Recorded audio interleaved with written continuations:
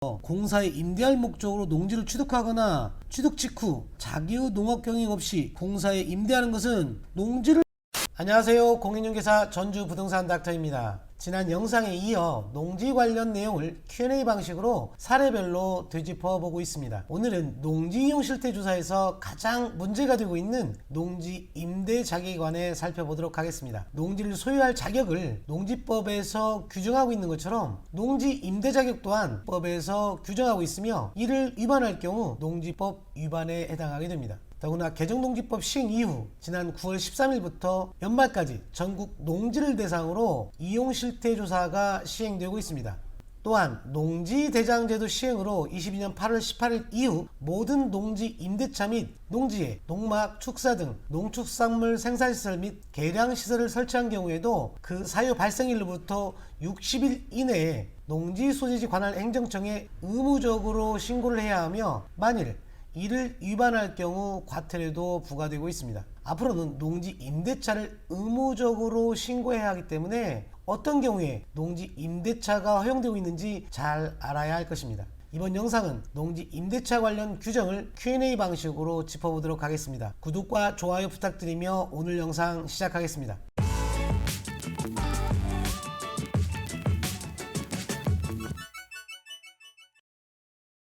농지 임대 자격, 즉 농지 임대가 가능한 경우는 농지법 제23조에서 규정하고 있습니다. 96년 이후 상속받은 농지는 임대차 할 수 있나요? 라는 질문인데요.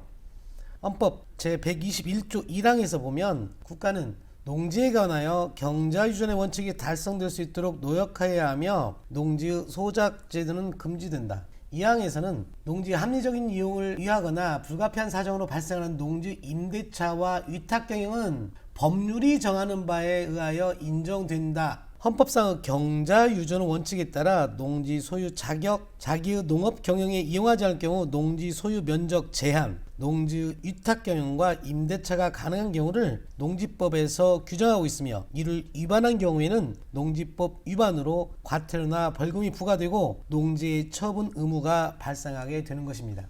제23조를 보면 다음 각호 어느 하나에 해당하는 경우 외에는 농지를 임대하거나 무상 사용하게 할 수 없다. 그렇다면 다음 각호 어느 하나에 해당하는 경우에만 농지를 임대차할 수 있다는 얘기입니다. 1호를 보면 제6조 2항, 제1호, 제4호부터 9호까지 규정에 해당하는 농지를 임대하거나 무상 사용하게 하는 경우라고 규정을 하고 있는데요. 농지법 제6조는 농지는 자기의 농업 경영에 이용하거나 이용할 자가 아니면 소유할 수 없다라는 농지 소유 제한 규정입니다. 같은 주 2항에서는 자기의 농업 경영에 이용하거나 이용할 자가 아니어도 예외적으로 농지를 소유할 수 있는 경우를 규정하고 있는데요. 제4호가 바로 상속으로 농지를 취득하여 소유하는 경우입니다. 따라서 상속농지는 임대가 가능합니다. 다만 자기의 농업 경영에 이용하지 아니하는 상속농지는 면적 제한을 두고 있습니다. 같은 조문 7호를 보면 다음 각호 어느 하나에 해당하는 농지를 한국농어촌공사에 임대하거나 무상 사용할 수 있다라고 하면서 상속으로 농지를 취득한 사람으로서 농업 경영을 하지 아니하는 사람이 제7조 1항에 규정한 제7조는 농지 소유 상한 규정인데요. 상속농지 중 소유 상한을 초과하여 소유하고 있는 농지는 한국농어촌공사에 임대하거나 무상 사용할 수 있다라는 규정인데요. 농지법 제23조 1호 및 7호 가목에 따라 1만 제곱미터 이하의 상속받은 농지는 개인 간에 임대차할 수 있고 1만 제곱미터를 초과한 농지는 개인 간에 임대차는 불가하며 처분하는 것이 원칙이나 계속해서 소유하기를 원하는 경우에는 농지은행의 위탁 임대 형식으로 소유가 가능하다는 얘기입니다. 정리하면 농지는 자기의 농업 경영에 이용하거나 이용할 자가 아니면 소유할 수 없는 것이 원칙입니다. 그런데 상속은 본인의 의사와는 무관하게 이루어지는 것이기 때문에 예외적으로 상속농지는 자기의 농업 경영에 이용하지 않아도 소유를 허용하고 있으며 개인 간의 임대차 또한 허용하고 있습니다. 다만 자기의 농업 경영에 이용하지 않을 경우에는 면적 제한을 두고 있는데요. 그 제한 면적이 바로 1만 제곱미터 이하입니다. 따라서 자기의 농업 경영에 이용하지 않는 상속농지는 1만 제곱미터까지만 소유할 수 있고 그 초과 면적은 처분해야 하는 것이 원칙인데 농업인이 아닌 자가 1만 제곱미터를 초과한 상속농지를 계속해서 소유하기를 원한다면 그 초과 면적은 반드시 한국농어촌공사 농지은행에 위탁 임대 형태로 그 임대 기간 동안 소유할 수 있다라는 얘기입니다. 물론 상속농지를 하더라도 자기의 농업 경영에 이용하는 경우에는 면적 제한은 없습니다. 2009년 전주시에 거주하면서 익산시에 있는 농지 1만 제곱미터를 취득하고 2020년까지 작용하였습니다. 이 농지 1만 제곱미터를 21년부터 현지인에게 임대할 수 있나요? 라는 질문입니다. 농지법 제23조 1호에 따르면 8년 이상 농업 경영을 하던 자가 이농하는 경우 이농 당시 소유하고 있던 1만 제곱미터 이내의 농지는 임대할 수 있고 1만 제곱미터를 초과하는 농지는 농지은행의 위탁 임대는 가능합니다. 여기서 이농이란 주소지에 관계없이 8년 이상 농업 경영을 하던 자가 농업 경영을 하지 않는 것을 의미하므로 전주시에 거주하면서 8년 이상 작용하고 임대하면 이농 농지에 해당하게 됩니다. 그러므로 8년 이상 작용하고 이농한 농지는 정당한 사유에 해당되어 현지인에게 1만 제곱미터까지 임대할 수 있습니다. 2009년 전주시에 거주하면서 익산에 있는 농지 1만 제곱미터를 취득하고 지금까지 작용하고 있습니다. 이 농지 중 5,000제곱미터는 작용하고 잔여필지 5,000제곱미터는 현지인에게 임대할 수 있나요? 라는 질문입니다. 이 질문은 이농의 개념에 관한 질문입니다. 앞서 농지법 제23조 1호에 따라 8년 이상 농업 경영을 하던 자가 이농한 경우 이농 당시 소유하고 있던 1만 제곱미터 이내의 농지는 개인 간에 임대차 할 수 있다고 했습니다. 다시 설명드리면 이농이란 주소지 여부와 관계없이 8년 이상 농업 경영을 하던 자가 농업 경영을 하지 않는 것을 말합니다. 그런데 5,000제곱미터를 작용하면 이것은 이농에 해당되지 않게 되어 개인 간에 임대할 수는 없고 농지은행의 위탁 임대만 가능합니다. 농지은행의 위탁 임대가 가능한 이유는 농지법 제23조 1항 6호에서 규정하고 있는데요. 그 내용을 보면 제6조 1항에 따라 개인이 소유하고 있는 농지를 한국농어촌공사에 임대하는 경우라고 규정하고 있기 때문입니다. 농지법 제6조는 농지 소유 제한 관련 규정인데요. 제1항을 보면 농지는 자기의 농업 경영에 이용하거나 이용할 자가 아니면 소유하지 못한다 라고 규정하고 있는데요. 이 조문의 이용할 자를 한국농어촌공사 농지은행에서는 자기의 농업 경영에 이용하려고 취득했으나 사정상 농업 경영에 이용할 수 없는 자로 자의적으로 해석하기 때문에 농지를 취득 후 자기의 농업 경영에 이용하지 않고 즉시 농지은행에 위탁 임대하는 경우에도 다 팔아주고 있었던 것으로 추정됩니다. 그런데 이딴 식으로 법을 해석할 것 같으면 헌법상 경자유전의 원칙이 완전히 무의미하게 되는 것입니다.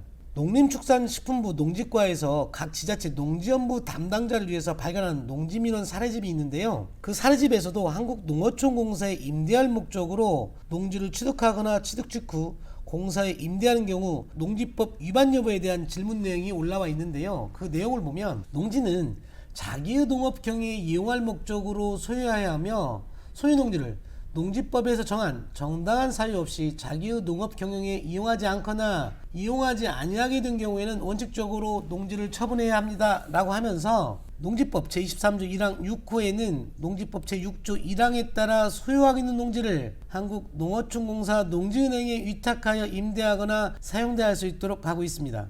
위탁 임대가 가능한 대상 농지는 자기의 농업 경영 이용 목적으로 소유가 허용된 농지이어야 하므로 자기의 농업 경영 이용 중 농업 경영을 지속할 수 없는 사정 변경에 따라 임대가 가능하다는 의미입니다. 따라서 공사에 임대할 목적으로 농지를 취득하거나 취득 직후 자기의 농업 경영 없이 공사에 임대하는 것은 농지를 소유할 목적으로 거짓이나 그 밖에 부정한 방법으로 농지를 취득한 것으로 농지법 위반에 해당됩니다 라고 명확하게 답변하고 있습니다. 그런데 자기의 농업 경영에 얼마 기간 동안 이용한 농지를 농지은행에 위탁할 수 있다 라는 것에 대해서는 명확한 규정이 없습니다.